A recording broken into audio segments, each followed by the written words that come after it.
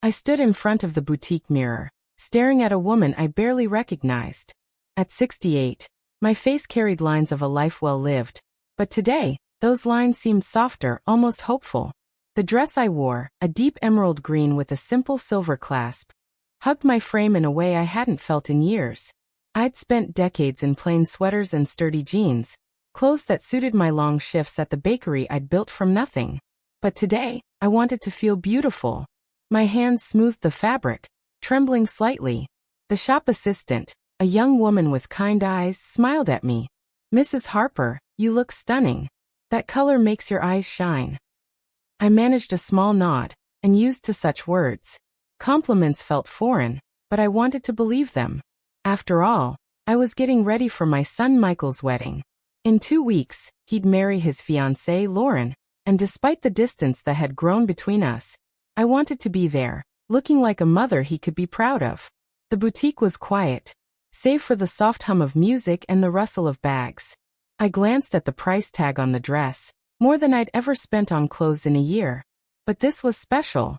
Michael was my only child, and even though our talks had dwindled to short, stiff calls over the years, I couldn't miss his big day.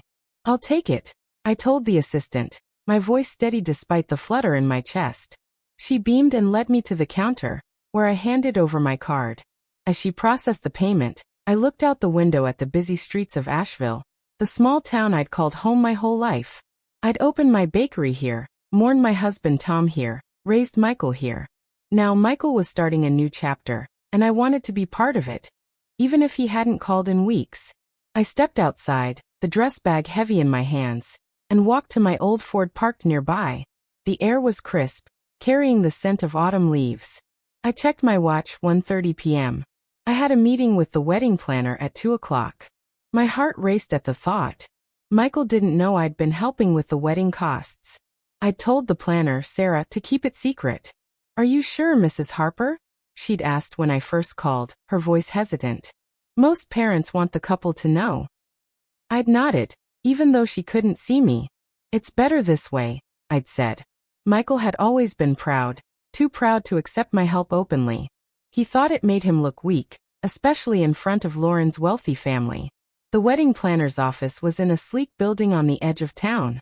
Sarah greeted me with a warm smile, leading me to a room filled with photos of smiling couples. "Everything's set, Mrs. Harper," she said, spreading folders across the table. "The venue, catering, flowers, all paid for as you requested, and no one knows it's you." I scanned the papers, my fingers tracing the numbers. Over $70,000, a chunk of the savings I'd built from selling my bakery chain 3 years ago. It was a lot, but Michael deserved a perfect day. "You're sure they think Lauren's parents are covering it?" I asked, my voice low. Sarah nodded. "Yes, ma'am. That's what they believe." I sighed, a mix of relief and sadness. Michael hadn't spoken to me about the wedding, hadn't even sent an invitation. But I was sure it was just an oversight. Who wouldn't invite their own mother? As I drove home, my mind wandered. Michael had changed after Tom died 10 years ago. At 19, he'd been my rock, helping at the bakery, laughing with me over late-night coffee. But college changed him. He started pulling away, embarrassed by my simple life, my flour-dusted aprons. When I sold the bakery for $1.8 million, he suddenly called more, asking about my plans, hinting at investments. I wasn't fooled. I knew he saw dollar signs, not me. Still, I hoped the wedding would bring us closer. I parked in my driveway, the familiar sight of my modest house calming my nerves. Inside, I hung the dress in my closet, picturing the moment I'd walk into the venue, Michael's face lighting up. "You look beautiful, Mom," he'd say. I held on to that image, ignoring the ache in my chest. That night, I sat at my kitchen table, sipping tea and flipping through old photos. Michael as a boy, grinning with a missing tooth. Michael at his high school graduation, proud in his cap and gown. When had he stopped smiling at me like that? I pushed the thought away and checked my phone. No messages from him. I typed a quick text. "Excited for your big day, Michael. Love you." I waited, but no reply came. I told myself he was busy with wedding plans. The ceremony was in 2 weeks at the Grandview Hotel, the fanciest place in Asheville. I'd paid for the chandeliers, the orchids, the string quartet. He'd see how much I cared when he walked down the aisle. I went to bed, the dress in my closet a quiet promise of a new start with my son. The next morning, I woke early, my stomach knotted with nerves. I called Sarah to confirm details. "Everything's on track," she assured me. "But, Mrs. Harper, there's a no-refunded policy if you cancel within a week." I laughed softly. "No one's canceling a wedding, Sarah." She hesitated, then said, "Of course. Just wanted to be clear." Her words lingered, a faint shadow of doubt. Why would I cancel? I'd done everything for Michael's happiness. I spent the day cleaning, trying to shake the unease. By evening, I sat on my porch, watching the sunset. A neighbor waved, and I smiled back, but my mind was on Michael. Why hadn't he called? I pushed the worry down, telling myself it was normal for a groom to be distracted. But deep down, a whisper of fear grew louder, hinting at a truth I wasn't ready to face. The next morning, I woke to the sound of my phone buzzing on the nightstand. My heart leaped, hoping it was Michael. I grabbed it, squinting at the screen. It was Sarah, the wedding planner. "Mrs. Harper, good morning," she said, her voice tight. "I need to talk to you about something urgent." I sat up, my chest tightening. "Is everything okay with the wedding?" I asked, gripping the phone. Sarah paused, then said, "It's not about the plans. It's... Michael called me yesterday. He asked about the funding. He sounded upset, like he suspected something." My stomach dropped. Michael wasn't supposed to know I was paying. "What did you tell him?" I asked, my voice barely steady. "Nothing," she said quickly. "I told him it's all handled by the bride's family, like we agreed. But he kept pushing, asking if you were involved." I closed my eyes, picturing Michael's sharp tone, the one he used when he thought I was meddling. "Thank you, Sarah," I said. "Just keep it quiet, please." She promised she would, but her words left a knot in my gut. I got out of bed, my legs heavy, and made coffee. The kitchen felt too quiet, the silence pressing against me. I tried to focus on the day ahead, ironing my dress, picking up shoes, but Sarah's call replayed in my mind. Why was Michael asking questions? Did he know I was paying? I shook my head, telling myself it was nothing. He was probably just stressed. Weddings did that to people. I sipped my coffee, staring at the photo of Michael and me on the fridge. He was 10, holding a cupcake from my bakery, his face smeared with frosting. I smiled, but the memory stung. Those days felt so far away. I texted him again. "Can't wait to see you at the wedding, sweetheart. Proud of you." No reply came, just like last time. I set the phone down, my hands shaking. By noon, I drove to the shoe store, needing a distraction. The shop was small, with rows of heels I'd never worn in my life. A young clerk helped me pick a pair of silver flats, simple but elegant. "For a special occasion?" she asked, smiling. "My son's wedding," I said, my voice catching. Her eyes lit up. "That's wonderful. You must be so excited." I nodded, forcing a smile. I wanted to tell her how Michael hadn't called, how I wasn't sure he even wanted me there, but I just paid and left. In the car, I gripped the steering wheel, fighting the urge to cry. I'd worked so hard for him. Nights at the bakery, saving every penny for his college. College, all those hours alone, just to make sure he had a future. I wasn't going to let doubt ruin this moment. I told myself he'd be happy to see me at the wedding, that he'd hug me like he used to. Back home, I tried on the flats with the dress, standing in front of my bedroom mirror. The emerald fabric shimmered, and the shoes added a quiet sparkle. I felt like a new version of myself, one who could walk into that fancy hotel and hold her head high. But as I looked at my reflection, a memory hit me. Michael at 16, rolling his eyes when I showed up at his school play in my work apron, still dusted with flour. "Mom, you're embarrassing," he'd muttered, walking past me to join his friends. I pushed the thought away, focusing on the present. This was a fresh start. I hung the dress back up, my heart heavy but hopeful. That afternoon, I visited my friend Clara, who lived a few streets over. She was 70, with a warm laugh and stories from her days as a nurse. I told her about the wedding, the dress, the shoes. "Evelyn, you're going to shine," she said, pouring tea. Michael will see how much you've done for him. I wanted to believe her, but I told her about his silence, the lack of an invitation. He's caught up in the moment, Clara said, patting my hand. He's your son. He'll come around. Her words were kind, but they didn't ease the ache. I didn't tell her about the money I'd spent, the $70,000 I'd poured into his day. It felt too raw, like admitting he didn't care. When I got home, my phone rang again. This time it was my granddaughter, Sophie, Michael's daughter from his first marriage to Emily. At 20, Sophie was all energy, her brown eyes bright like mine. "Grandma," she said, her voice a burst of warmth. "Are you ready for the wedding? I can't wait to see you there." I smiled, her excitement pulling me out of my spiral. "I got a dress, Sophie," I said. "Green like the forest." She laughed. "You're gonna steal the show. I'll find you as soon as I get there." We talked for a while, her voice a lifeline. She didn't mention Michael, and I didn't ask. But as we hung up, she said, "Grandma, don't worry about Dad. He's just busy." Her pause told me she knew more than she said. The next day, I went to the bank to check my accounts. Richard, my manager, greeted me with his usual smile. "Everything's fine, Mrs. Harper," he said. "The wedding payments are set for next week." I nodded, my throat tight. I'd sold my bakery chain to give Michael a good life, and now I was giving him this wedding. "Any changes?" Richard asked. I shook my head. "No changes." But as I left, I caught a glimpse of a man across the street, tall and broad like Michael. My heart jumped, but he turned, and it wasn't him. I scolded myself for hoping.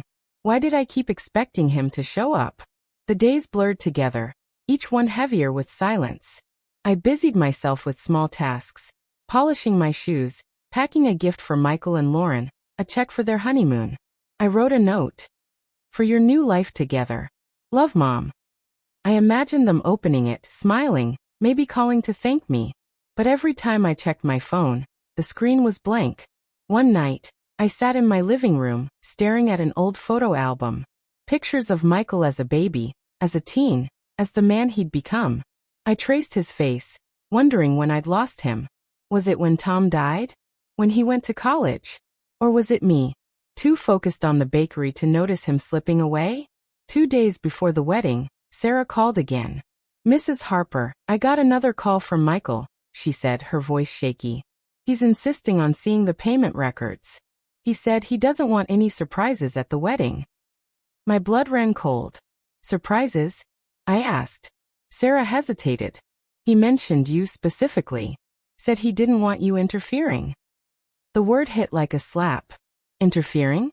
I'd given everything. My savings, my heart. I told Sarah to hold firm. But my hands trembled as I hung up. Why was he so angry? Did he know I was paying? Or was it something deeper, something I'd missed all these years? The night before the wedding, I couldn't sleep. I walked to my closet, touched the dress, and pictured the Grandview Hotel. I saw myself walking in, Sophie running to hug me, Michael smiling. But the image flickered, replaced by his teenage scowl, his college distance, his recent silence. I sat on my bed, clutching the gift envelope. A twist of fear curled in my chest. What if he didn't want me there at all? I pushed the thought down, but it clung like damp flour on my hands. Tomorrow I'd know. Tomorrow, I'd see my son, and maybe, just maybe, we'd find our way back to each other. The morning of the wedding, I woke before dawn, my stomach a tangle of nerves and hope. I sat on the edge of my bed, the emerald dress hanging in the closet like a promise. I'd barely slept, Michael's silence and Sarah's words about him not wanting surprises, echoing in my head. I got up, made coffee, and tried to focus on the day. Today I'd see my son marry. Today we'd start over. I dressed slowly, slipping into the green dress, the silver flats catching the morning light. I looked in the mirror, smoothing my gray hair, and whispered, "You can do this, Evelyn." My voice sounded small, but I needed to hear it. I drove to the Grandview Hotel, the gift envelope for Michael and Lauren tucked in my purse. The streets of Asheville were quiet, the town still waking up. As I pulled into the hotel's lot, my heart raced. The building was grand, with tall columns and sparkling windows, all paid for with my savings. I parked, took a deep breath, and stepped out, the dress swishing around my knees. A young valet smiled. "You here for the Harper wedding?" he asked. I nodded, clutching my purse. "You must be the proud mom," he said, his grin wide. "I'm trying to be," I replied, my voice catching. He didn't notice, already waving me toward the entrance. Inside, the lobby buzzed with guests in suits and dresses, their laughter filling the air. I scanned the crowd for Sophie, hoping her familiar face would calm me. A sign pointed to the wedding hall, decorated with white roses and gold ribbons. My choices, though no one knew. I followed the crowd, my flats quiet on the marble floor. At the hall's entrance, a young woman in a black suit stood with a clipboard. "Name, please?" she asked, her smile polite but firm. "Evelyn Harper," I said, my voice steady. She scanned her list, her brow furrowing. "I'm sorry, ma'am, I don't see you here." My heart skipped. "There must be a mistake," I said. "I'm the groom's mother." She looked again, then shook her head. "I'll check with the groom. Wait here, please." I stood to the side, my face warm as guests passed by, their glances curious. Minutes dragged on, each one heavier. Then I saw Michael, striding toward me in a sharp black tuxedo, his face tight. "Mom," he said, his voice low, almost a hiss. "What are you doing here?" I blinked, my smile faltering. "It's your wedding, Michael. I came to see you." He glanced around, like he didn't want anyone to see us. "You weren't invited," he said, his words sharp. "I'm sorry, but you need to go." My breath caught, like he'd punched me. "Not invited?" I whispered. "Michael, I'm your mother." He sighed, rubbing his forehead. "Mom, this is my day. Lauren's family planned everything. It's their event. You being here, it complicates things." I stood frozen, the gift envelope heavy in my hands. "Complicates things?" I repeated, my voice shaking. "Michael, I paid for this wedding. The flowers, the venue, everything. I wanted you to have this." His eyes widened, then narrowed. "What are you talking about?" he snapped. "Lauren's parents paid. Don't start this now." I shook my head, tears burning. "No, Michael. I sold my bakery for you. I gave $70,000 for this day." He stared at me, his jaw tight. "You're lying," he said, but his voice wavered. "Why would you do that and not tell me?" I stepped closer, my heart breaking. "Because I thought you'd be proud of me. Because I love you." Before he could answer, Sophie appeared, her blue dress bright against the crowd. "Grandma," she called, running to me. She hugged me tight, then saw my face. "What's wrong?" she asked, looking at Michael. He turned away, his hands in his pockets. "Dad, what's going on?" Sophie demanded. "Grandma's supposed to be here." Michael shook his head. "Sophie, stay out of this. Mom, please just leave." Sophie gasped. "Dad, you can't do that. She's your mom." I touched Sophie's arm, my voice soft. "It's okay, sweetheart. I don't want to ruin his day." But inside, I was crumbling, each word from Michael a crack in my heart. Lauren appeared then, elegant in a cream suit, her smile tight. "Is there a problem?" she asked, her eyes flicking to me. Michael spoke before I could. "No problem, babe. My mom was just leaving." Lauren's smile didn't waver. "Mrs. Harper, it's nice to see you, but we've got everything handled. Maybe we'll catch up later?" Her words were polite, but they cut deep. I nodded, unable to speak, and turned to go. Sophie grabbed my hand. "Grandma, don't leave," she pleaded, her eyes wet. "You belong here." I squeezed her hand, forcing a smile. "I'll be fine, Sophie. You enjoy the day." But as I walked away, my legs felt like lead, Michael's words echoing. "You weren't invited." I made it to the parking lot before the tears came. I sat in my car, the gift envelope unopened on the seat. I'd spent everything, my money, my heart, for a son who didn't want me there. I thought of Tom, how he'd look at Michael with such pride. What would he say now? I wiped my eyes, anger mixing with the hurt.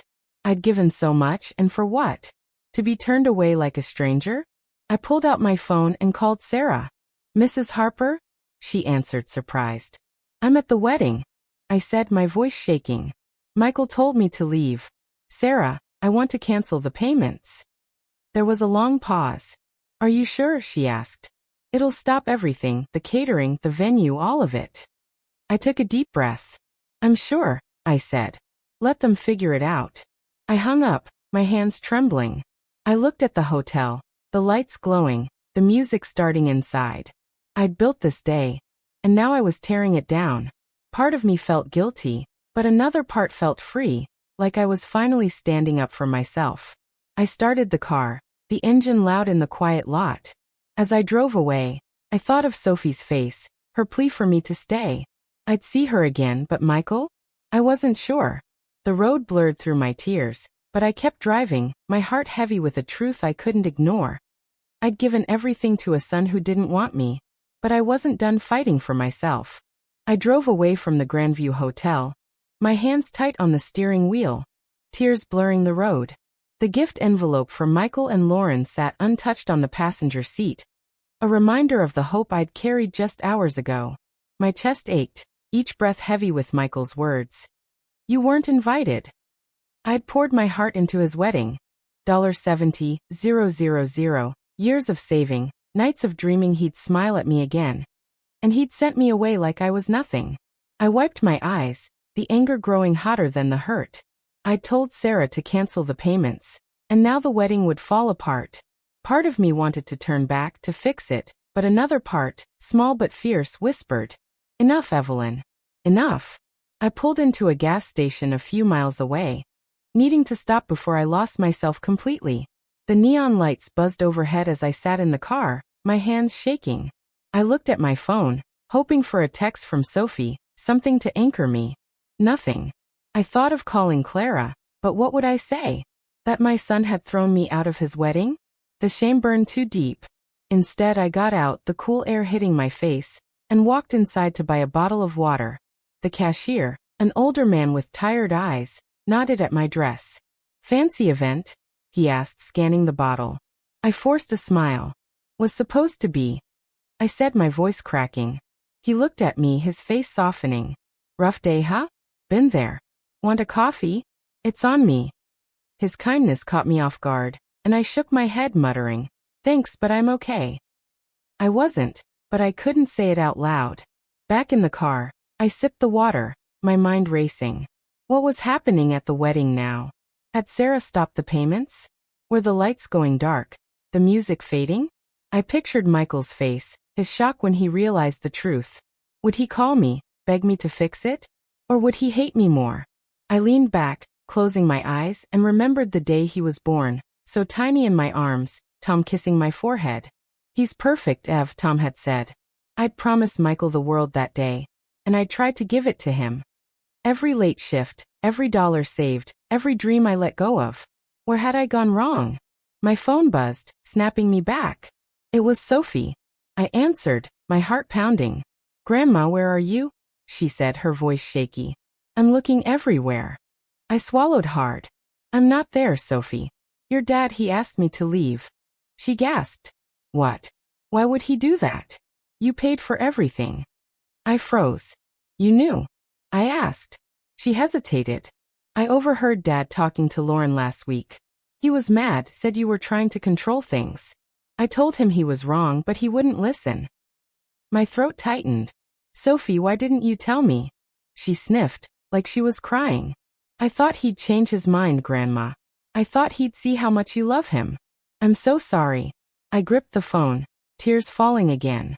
It's not your fault, sweetheart, I said. I don't know what to do now. Sophie's voice grew firm. Come back, Grandma. Please. I need you here. I don't care what Dad says. I wanted to so badly, but Michael's words stung too much. I can't, I whispered. Not after what he said. Sophie paused, then said, Then I'm coming to you. Where are you? I told her about the gas station, and she promised to be there soon. I hung up.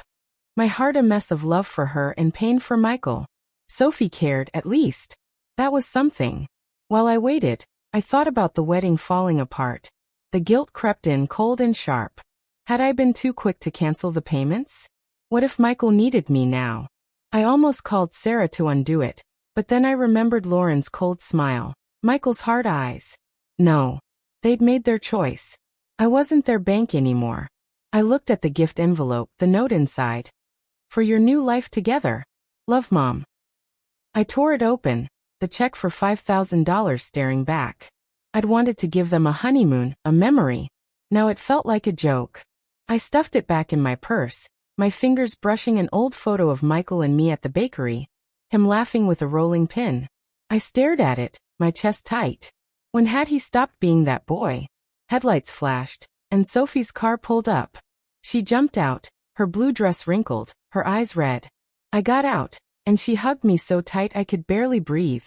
Grandma, I'm so sorry, she sobbed. Dad's wrong. You should be there. I held her, stroking her hair. It's okay, Sophie. I'll be all right. But my voice shook and she pulled back, looking at me. No, you won't, she said. You're hurting and it's not fair. You gave him everything. I nodded, unable to argue. I thought this wedding would fix us. I said, my voice breaking. I thought he'd see me again. Sophie's face hardened. He sees you, Grandma. He just doesn't want to admit it. He's ashamed of himself, not you. Her words hit deep, stirring something I hadn't let myself feel. Was that true? Was Michael pushing me away because he couldn't face what he'd become? I thought of his college years, his new friends, his need to be someone bigger than the baker's son. Maybe, I said softly, but it still hurts. Sophie took my hand. Let's go somewhere, she said. Anywhere but here. I hesitated, glancing at the hotel's distant glow. What about the wedding? I asked. She shrugged, her eyes fierce. Let them deal with it. You don't owe them anything. I looked at her, so young but so strong, and felt a spark of pride. She was my family too. We drove to a diner nearby, the kind with sticky tables and late-night coffee. We sat in a booth, the hum of the jukebox filling the silence. Tell me about school, I said, needing to hear something normal. Sophie smiled, talking about her art classes, her dream of painting murals. You'd love my latest piece, Grandma, she said. It's a forest like your dress. I smiled, picturing it. I want to see it, I said. She nodded, then grew quiet. Grandma, what's next? She asked. You can't just go home and pretend this didn't happen. I looked at my hands, the lines etched deep. I don't know, I said. But I'm done begging for his love. The waitress brought our coffee, and Sophie stirred hers, her face thoughtful. You should do something for you, she said. Something big. You've always taken care of everyone else. I laughed softly. Like what? I'm 68, Sophie. She leaned forward, her eyes bright. So what? You could travel, paint, move somewhere new. You're not done living. Her words stirred something, a tiny seed of possibility. I'd spent my life in Asheville, building a business, raising Michael. What was left for me? I thought of the money still in my account, the years I had left. Maybe Sophie was right. As we talked, my phone buzzed. It was Sarah. I hesitated, then answered. Mrs. Harper, the payment stopped, she said, her voice panicked. The vendors are leaving. Michael's furious. He's asking for you. My heart twisted, but I kept my voice calm. He knows where to find me, I said. But I'm not going back. I hung up, Sophie watching me. You okay? She asked. I nodded, a strange peace settling in. I think I am, I said. For the first time, I wasn't running to fix Michael's mess. I was choosing me. The diner's fluorescent lights buzzed softly as Sophie and I sat in the booth, our coffee cups half empty. The jukebox played an old country song, and the smell of fries hung in the air. I felt lighter, like a weight had lifted, even though my heart still ached from Michael's rejection. Sophie's words, about doing something for myself, kept circling in my mind.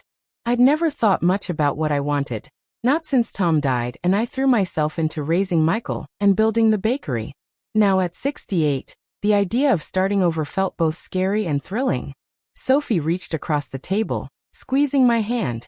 Grandma, you're stronger than you know, she said, her eyes steady. You don't need Dad's approval to live your life. I smiled, her belief in me warming the cold edges of the day. My phone buzzed again, vibrating against the sticky table. Michael's name flashed on the screen. My stomach twisted, and Sophie saw it. Don't answer, she said quickly. He doesn't get to hurt you again. But I stared at the phone, my fingers itching to pick it up. What if he was sorry? What if he needed me? I have to know, I said softly, pressing the button. Mom. Michael's voice came through, sharp and breathless. What did you do? The vendors are leaving. The wedding's falling apart. Everyone's staring at me. His words were a mix of anger and panic. And for a moment, I felt the old urge to fix everything. But I took a breath, my voice steady. I stopped the payments, Michael. You told me to leave. I did what you wanted. There was a long pause, and I heard muffled voices in the background, Lauren maybe, or guests asking questions. You can't do this, he said, his voice lower now, almost pleading. You're ruining my life. My heart cracked, but I held firm. I gave you everything, Michael, I said. My savings, my love. You sent me away. I'm done paying for a day I wasn't welcome at. He let out a harsh laugh. So this is revenge? You're punishing me. I shook my head, even though he couldn't see. No, I said. I'm choosing myself. Sophie nodded, her eyes fierce, urging me on. Michael was quiet for a moment, then said, Mom, please. Fix this. I'll make it right. But his voice didn't sound sorry, just desperate. I hung up, my hands trembling, and looked at Sophie. I did the right thing, didn't I? I asked. She hugged me. Yes, Grandma. You did. The waitress, a woman about my age with a tired smile, refilled our coffee. You okay, hon? She asked, glancing at my tear-streaked face. I nodded, managing a small smile. Getting there, I said. She patted my shoulder. Good for you. Whatever it is, you're tougher than it. Her words, simple and kind, felt like a lifeline. Sophie sipped her coffee, watching me. What now? She asked. You can't go back to just waiting for Dad to call. I looked out the diner's window, the dark parking lot stretching into the night. I don't know, I said. But I want to find out who I am without him. She grinned. That's my grandma. Let's start now. Where do you want to go? I laughed, the sound surprising me. What, right this minute? I asked. Sophie nodded, her eyes sparkling. Why not? You've got nothing holding you here tonight. Let's drive somewhere, anywhere. I hesitated, picturing my quiet house, the empty kitchen table. Then I thought of the wedding, the hotel I'd paid for, the son who'd turned me away. Okay, I said, a spark of courage flickering. Let's go to the lake. I used to go there with your grandpa. Sophie clapped her hands. Perfect. I'll drive. We paid the bill, leaving a big tip for the waitress, and headed to her car. The night air was cool, and I felt alive in a way I hadn't in years. The lake was a 30-minute drive, its surface shimmering under the moonlight when we arrived. We parked near the shore, the water lapping softly against the rocks. Sophie pulled a blanket from her trunk, and we sat by the water, the stars bright above. Tell me about Grandpa, she said, pulling her knees up. I smiled, memories flooding back. He loved this place, I said. We'd come here when we were young, before you were born. He'd talk about sailing the world, just the two of us. I paused, my throat tight. After he died, I stopped coming. It hurt too much. Sophie leaned against me. He'd be proud of you tonight, she said. You stood up for yourself. I nodded, tears pricking my eyes. I hope so, I whispered. My phone buzzed again, this time a text from Sarah. Wedding's a mess. Michael's telling everyone it's a glitch. Lauren's furious. You okay? I showed Sophie and she rolled her eyes. Let them figure it out, she said. They don't get to lean on you anymore. I typed back. I'm fine.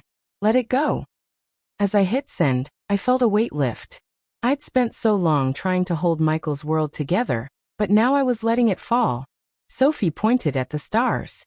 Make a wish, Grandma, she said. I closed my eyes, wishing for courage, for a life that was mine. When I opened them, Sophie was smiling. What did you wish for? She asked. I laughed. Something new, I said. Something for me. We sat by the lake for hours, talking about her art, my old dreams, the places I'd never seen. She told me about a trip she'd taken to Charleston, how the ocean made her feel free. You should go there, she said. Start over somewhere fresh. The idea felt wild, but it stuck. I'd spent my life in Asheville, tied to the bakery to Michael. What if I left? The thought was terrifying, but it sparked something deep inside. Maybe I will, I said, surprising myself. Sophie grinned. I'll visit you, she promised. We'll paint the town. As we drove back to town, my phone lit up again, Michael calling. I let it ring, Sophie nodding in approval. He'll call again, she said. But you don't have to answer until you're ready. I nodded, feeling stronger. The wedding was behind me, a painful memory but also a turning point. I wasn't just Michael's mom anymore. I was Evelyn, a woman with years left to live, dreams left to chase.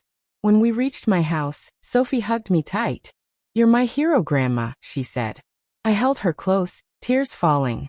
You're mine too, I said. As she drove away, I stood on my porch, the night quiet around me. For the first time, I felt like I could start again. I stood on my porch, watching Sophie's taillights fade into the night. The air was cool, and my emerald dress felt heavy now, like it carried the weight of the day. Inside, my house was quiet, the kind of quiet that made every thought louder. Michael's words, "You weren't invited," still stung, but Sophie's belief in me, her call to start over, burned brighter. I walked to the kitchen, set my purse down, and pulled out the torn gift envelope. The check for Michael and Lauren's honeymoon sat there, useless now. I crumpled it, my hands shaking, and tossed it in the trash.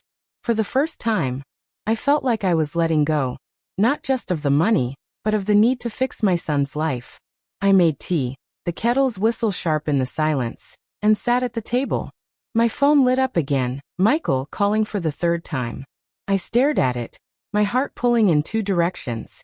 Part of me wanted to answer, to hear him say he was sorry, but another part, stronger now, knew he wasn't ready for that. I let it go to voicemail, his name glowing like a warning. A minute later, a message popped up. Mom, we need to talk. Call me. I read it, then set the phone face down. Sophie was right. I didn't have to run to him anymore. I sipped my tea, the warmth settling me, and thought about her words at the lake. Charleston. A new start. The idea felt like a dream I wasn't sure I deserved. A knock at the door startled me. It was late, past midnight. I hesitated, then opened it to find Clara, my friend, standing there in her coat, her gray hair messy from the wind. Evelyn, I saw your light on, she said, her voice soft but worried. Sophie called me. She told me what happened. You okay? I stepped aside, letting her in. I don't know, I said, my voice cracking. Come in. I'll make more tea. She followed me to the kitchen, sitting at the table as I filled the kettle. Talk to me, she said, her eyes kind but firm. What did Michael do? I sighed, setting out cups. He told me to leave the wedding. Said I wasn't invited. I paid for it, Clara, $70,000, and he didn't even want me there. Clara's jaw dropped. He did what? She said, her voice rising. Evelyn, you gave him everything. How could he? I shrugged, pouring the tea. He's ashamed of me. Always has been, I think. I'm just the baker, not fancy like Lauren's family. Clara shook her head, her hands wrapping around her cup. That boy needs a wake-up call. You're worth 10 of him. I smiled weakly, her words kind but hard to believe. I stopped the payments, I said quietly. The wedding's a mess now. Clara's eyes widened, then she grinned. Good for you. Let him deal with it. What's next for you? I looked at her, surprised. Sophie said I should move, maybe to Charleston. Start fresh. Clara leaned forward. Do it, Evelyn. You've lived for everyone else. Live for you now. I sipped my tea, her words sinking in. What if I'm too old? I asked. I'm 68, Clara. Starting over sounds crazy. She laughed, a warm, full sound. Crazy's good sometimes. I started painting at 65, remember? Sold my first piece last month. You're not done, Evelyn. You're just starting. I thought of her little art studio, the bright canvases she showed me. Maybe she was right. Maybe I could find something new. What would I even do in Charleston? I asked, half to myself. Clara grinned. Walk on the beach. Eat shrimp. Meet people. You'll figure it out. I laughed, the first real laugh in hours. You make it sound easy, I said. She winked. It's not, but you're tough. You built a bakery from nothing. You can build a life. The phone buzzed again, another text from Michael. Mom, I'm sorry. Please call. I showed Clara, and she rolled her eyes. He's sorry because his wedding's falling apart, she said. Let him stew. I nodded, but my heart twisted. What if he means it? I asked. Clara's face softened. Then he'll show it, not just say it. Don't let him pull you back in until he does. I looked at the phone, then set it down. She was right. I'd spent years chasing Michael's approval, forgiving his distance, hoping he'd see me. No more. Clara stayed late, talking about her painting, her kids, the trip she wanted to take. Come with me to Italy next year, she said, her eyes bright. We'll eat pasta and flirt with waiters. I laughed, shaking my head. You're trouble, I said. Always have been, she replied, grinning. By the time she left, it was nearly 2 a.m., and I felt lighter, like I could breathe again. I went to bed, the emerald dress still hanging in the closet, a reminder of the day I'd faced and survived. As I drifted off, I thought of Charleston, the ocean, a life I hadn't imagined before. It felt possible, maybe. The next morning, I woke to sunlight streaming through my window. My phone had 3 more missed calls from Michael and a voicemail. I played it, my heart pounding. Mom, it's me, he said, his voice tired. The wedding was a disaster. Lauren's not talking to me. I didn't know you paid for it. I messed up. Can we talk? He sounded broken, but I wasn't sure I trusted it. I didn't call back. Instead, I called Sophie. Grandma, she answered, her voice bright. You okay? I smiled, hearing her care. I'm getting there, I said. What about you? She sighed. Dad's a mess. He's blaming everyone but himself. I told him he needs to make this right with you. I nodded, though she couldn't see. Thanks, Sophie. I'm thinking about Charleston. Maybe a visit. She squealed. Yes. I'll come with you. We'll find you a place by the beach. I hung up, feeling a spark of excitement. I walked to my desk, pulled out a notebook, and started writing. Places to go. Things to try. Painting like Clara. Maybe a cooking class, something new. I wrote until my hand cramped. Each word a step toward something mine. The phone buzzed again, Michael. I let it ring, my heart steadier now. I wasn't ready to talk, not yet. I needed to find myself first. I looked at the notebook, the list growing. A trip to Charleston. A new home. A life where I wasn't just Michael's mom. I closed the notebook, a small smile on my face. For the first time in years, I felt like I was waking up. I sat at my kitchen table. The notebook open in front of me, my list of dreams growing longer. Charleston. Painting. A cooking class. Each word felt like a step away from the pain of Michael's rejection, toward a life that was mine. The morning sun spilled through the window, warming my hands, but my phone sat silent now. Michael's calls finally stopped. I didn't know if he'd given up or was planning something else. And for once, I didn't rush to find out. I sipped my coffee, picturing the ocean Sophie had described, the way it stretched endless and free.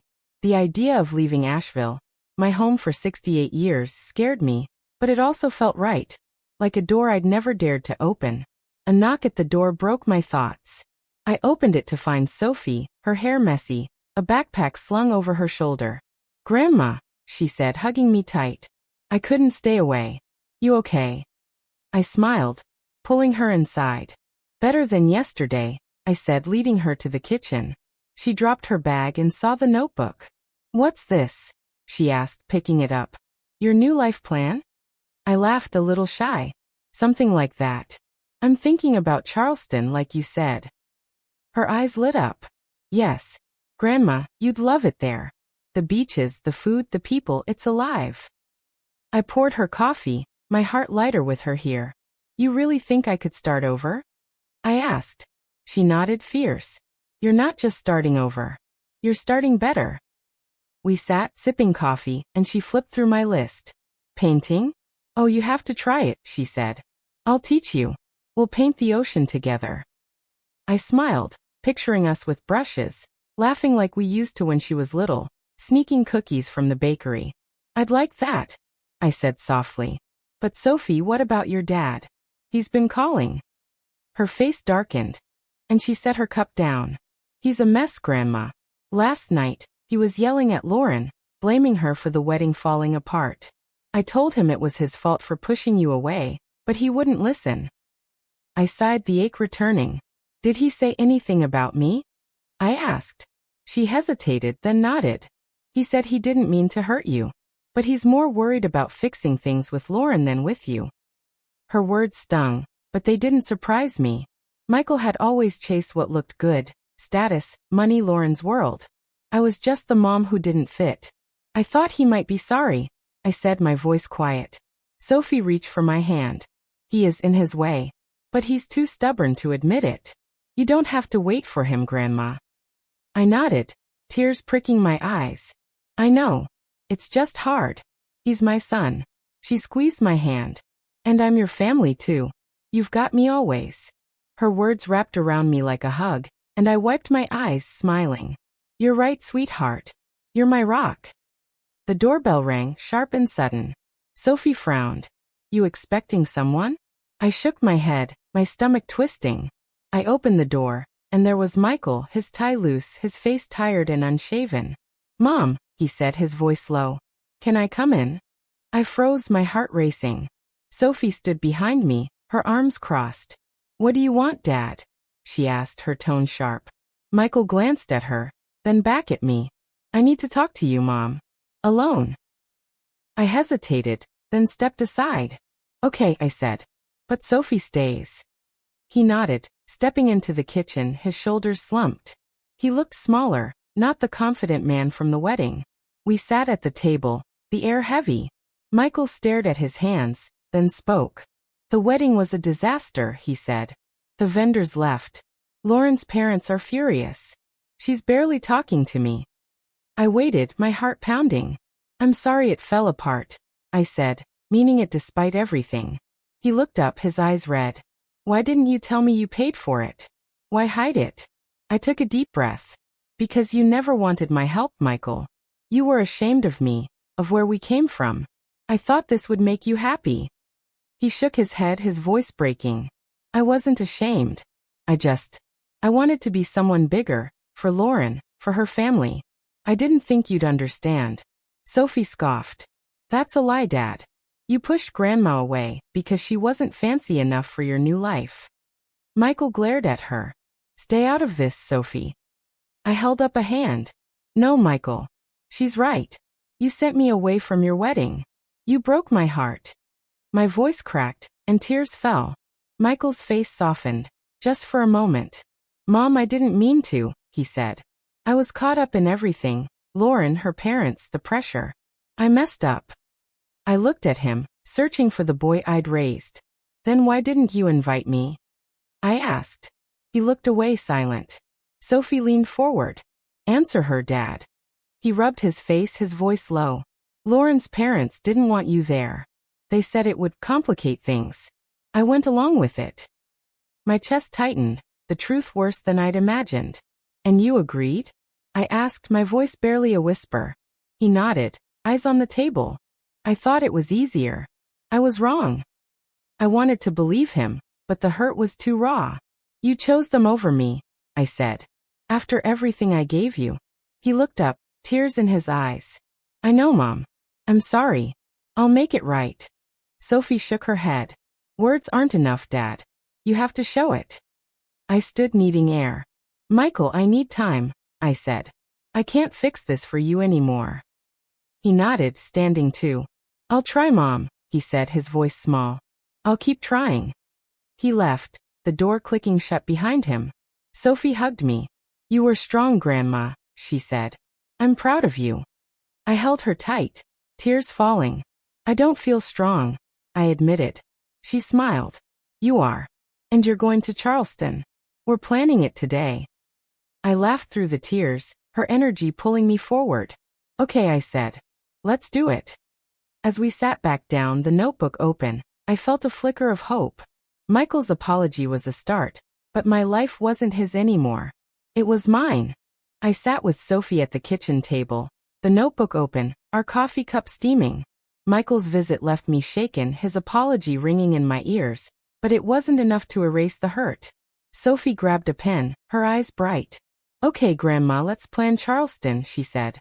You need something to look forward to. I smiled, her energy pulling me out of the fog. You're pushy, you know that? I teased. She grinned. Learned it from you. So beach house or apartment? I laughed, the sound easing the ache in my chest. Beach house sounds nice, I said. Somewhere I can hear the waves. She nodded, scribbling. Good. And painting classes. Maybe a cafe job, just for fun. I raised an eyebrow. A job? At my age? She leaned forward. Why not? You ran a bakery. You could sling coffee like a pro. The doorbell rang, sharp and unexpected. Sophie frowned. Not Dad again, right? I shrugged, my stomach twisting, and went to open it. It was Clara, holding a bakery box, her smile wide. Morning, Evelyn. Brought you some muffins, she said, stepping in. Sophie called me about Charleston. I'm in. I blinked, confused. In for what? I asked. She set the box down, grinning at Sophie. Your new life. I'm coming with you to check it out. I need a change too. Sophie clapped. Yes. It's a girl's trip now. I shook my head, laughing. You two are ganging up on me. Clara patted my arm. Someone's gotta push you. You're too stubborn to do it alone. We sat eating muffins, talking about Charleston like it was real. Clara told stories of her nursing days, how she'd always wanted to live by the sea. We'll walk the boardwalk, eat shrimp, maybe dance with some old sailors, she said, winking. Sophie giggled. Grandma's not dancing with anybody yet. I swatted her arm. Hush you. I might surprise you. For a moment, I forgot the wedding, Michael's cold words, the years of feeling small. These two saw me, really saw me, and it felt like coming up for air. My phone buzzed, a text from Michael. Mom, can we meet? I need to fix this. I showed Sophie and Clara. Sophie sighed. He's not giving up, she said. What do you want to do? I stared at the words, my heart torn. I don't know, I admitted.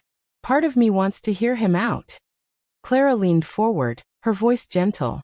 Evelyn, you don't owe him anything. But if you want to talk, do it on your terms. Sophie nodded. Yeah, Grandma. Make him come to you. No more running after him. I nodded, typing back. Tomorrow my house noon. Bring coffee. Sophie grinned. That's my grandma. After Clara left, Sophie stayed, pulling up pictures of Charleston on her phone. Look at this beach, she said, showing me a sandy shore with colorful houses. You could wake up to this every day. I smiled, but my mind drifted to Michael. What would he say tomorrow? Could he really change? Sophie saw my face and set her phone down. Grandma, don't let Dad pull you back, she said. You're allowed to want more. I hugged her, tears in my eyes. I'm trying, I said. It's just hard to let go. She held me tight. You don't have to let go. Just hold on to yourself first. That night, I lay in bed, the notebook on my nightstand. I pictured Charleston, the waves, a life where I wasn't just Michael's mom. But his face, tired, broken, kept creeping in.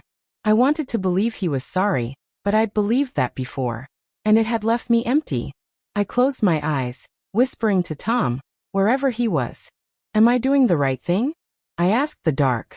No answer came, but I felt a quiet strength, like he was still cheering me on. Tomorrow, I'd face Michael, but tonight I dreamed of the sea. The morning sun filtered through my kitchen curtains as I set out 2 coffee mugs, waiting for Michael.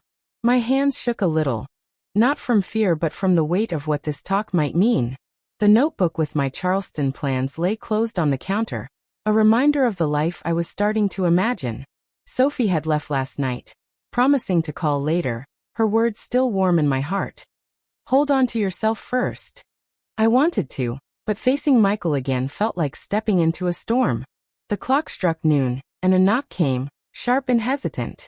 I opened the door to find him, holding a coffee tray, his face drawn, eyes heavy with lack of sleep. Mom, he said, stepping in. Thanks for seeing me. I nodded, taking the tray.